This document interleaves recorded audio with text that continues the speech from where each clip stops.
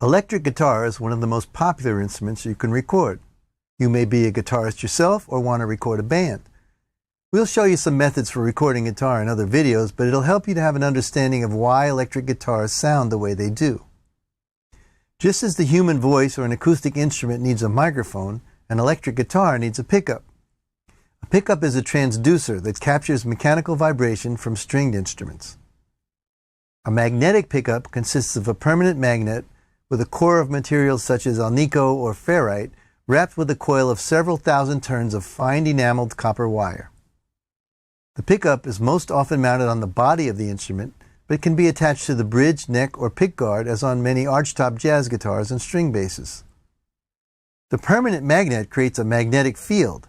The vibrating steel strings disturb this field, and these changes induce a voltage in the coil. The electrical signal is then carried to the guitar's output and cable to an amplifier and sometimes directly to a recording device.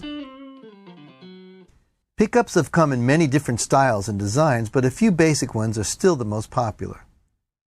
Two of the most popular guitars of the last 50 years, the Fender Stratocaster and Telecaster, use single-coil pickups. These pickups have a characteristic bite that's familiar to fans of traditional country and country rock music.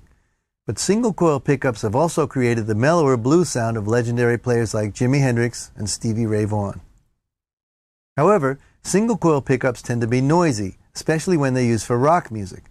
So another pickup design, the humbucking pickup, became equally popular. These pickups are most commonly associated with Gibson Les Paul guitars. Humbucking pickups use two coils wired in such a way that the hum created by the single-coil design is canceled. That results in the beefier rock sound of guitarists like Jimmy Page, Slash, and many others. Single coil and humbucking pickups have been used in various combinations over the years to create unique tones for many different guitars. The endless variety of these guitars combined with the amplifiers guitarists use with them make up an infinite number of sounds that you could hear when recording an electric guitarist.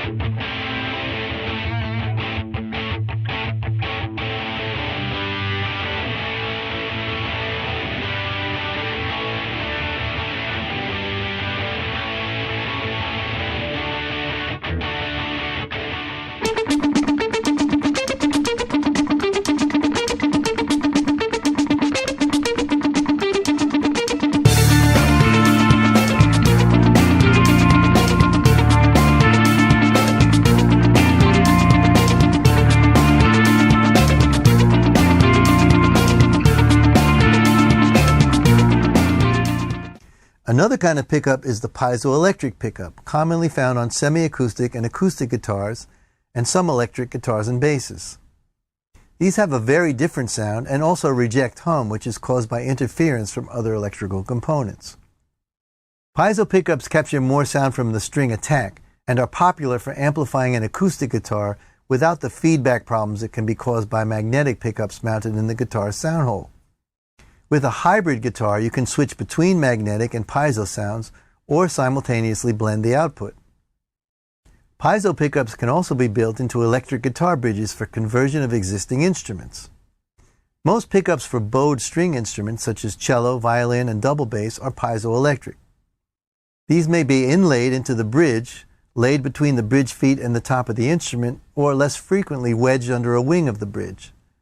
Some pickups are fastened to the top of the instrument with removable putty.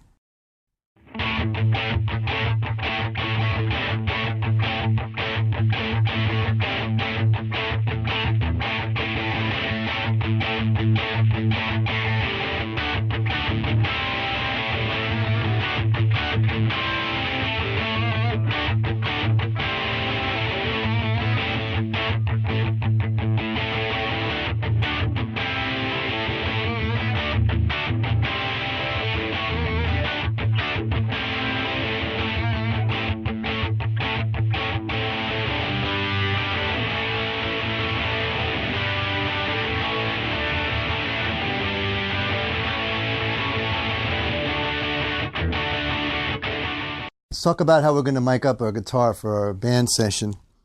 Here's our amp, and I have two mics, a dynamic, which can take a lot of sound pressure, it can get in really close, and a ribbon, which is a little more delicate, so it's not going to be quite as close.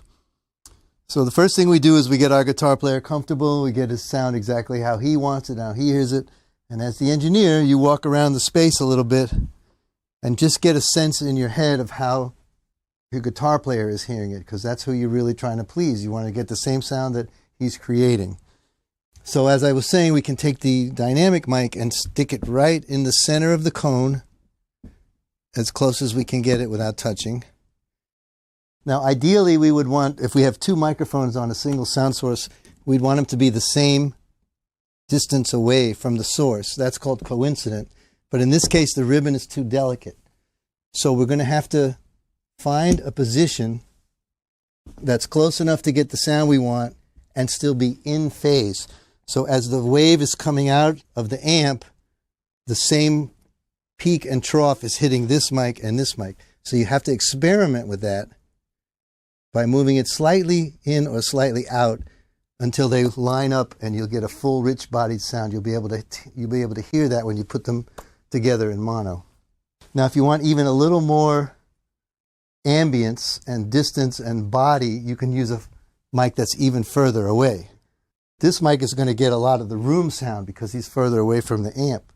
So you could use this in cardioid, which means it's going to be getting a sound here, or you can put it in omni, which means it's going to get the sound from the whole room, and then just blend that mic in a little bit, and you'd be surprised at how much of a gravitas it gives to the sound. One good thing about recording electric guitarists is that they've usually already put a lot of time into choosing the right gear to create their sound. So recording an electric guitarist often means simply finding the right spot to set up their amp, setting up a dynamic mic in front of the amp speaker, and letting the player do his or her thing. When you're actually in the studio, it may not be that simple. If you're recording a live band, you'll need to isolate the guitarists and other performers from all the drum mics. You'll have to adjust the level coming in from the microphone into your computer to the level at which the guitarist is playing, which could be very loud. And of course, if the sound you play back isn't what the guitarist was expecting, you may have to make major adjustments to the mic positioning or even the guitarist's setup. This could mean suggesting alternate settings for the guitarist's pickup selector. Though most guitarists will know the right settings for their guitar, a good recording engineer may be able to suggest a different setting or even a different guitar if the sound's not right after it's recorded.